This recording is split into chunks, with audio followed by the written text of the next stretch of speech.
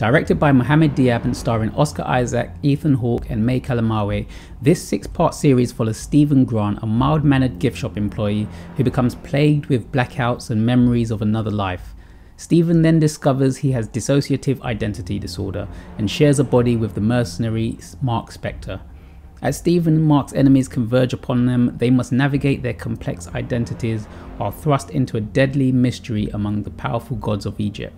Now, to me, Moon Knight as a whole feels very much like a standalone MCU project.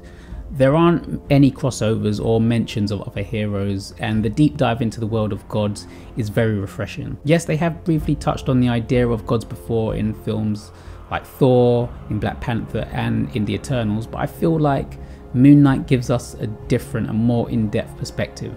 These gods aren't explained away as aliens, but instead follow ancient Egyptian beliefs and adds an extra dimension to the MCU. Diab has also done a really good job of bringing Egypt to life, and not like what is usually shown in Hollywood depictions where the colours are drawn out and there's a hazy orange glow on everything. In Moon Knight, although they are small touches here and there are elements of the culture weaved throughout, and this goes all the way to the music that plays in some of the end credits. I have to say, the first thing that caught me off guard was Stephen Grant's English accent, which sounded like he'd been watching too much Mary Poppins, but it started to make sense to me the more I watched and the more I thought about it. And the series does go some way to explaining everything, although it may not lay everything out all at once, so you do have to pay attention. What made Moon Knight stand out to me has to be Oscar Isaac, who goes from strength to strength with each episode as he comes to terms with his DID. His ability to play two characters on the fly was amazing to see, and there was some parts that reminded me of Christopher Reeve's portrayal of Clark Kent and Superman. It's masterfully acted and makes it even more heartbreaking at times as you become so attached to the often awkward Stephen Grant, to see him then come to terms with certain truths as his world falls apart around him. In fact, the acting from Ethan Hawke, who plays the villain Arthur Harrow, and May Kalamawe, who plays Layla El-Faouly, also both help to enhance the series, which could otherwise have fell flat in some parts here and there. To me, the strongest parts of Moon Knight is when they focused on the characters outside of the superhero acts. That's not to say that seeing Moon Knight suiting up and fighting the bad guys wasn't enjoyable, it's just that those scenes ended up being so short that they sometimes felt a bit like filler for some of the episodes. What I did love, however, is how much the scenes with Moon Knight felt like they'd been lifted straight from the comic. From the way he moved over the rooftops to his menacing presence when he came on screen.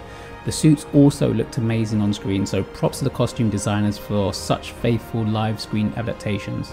Now, before watching Moon Knight, I stocked up on comics to find out some more about the character, as I knew next to nothing apart from the name and just a few little facts here and there. And luckily, one of the comic runs I did end up picking up and reading was Lemire's, which this series borrows heavily from.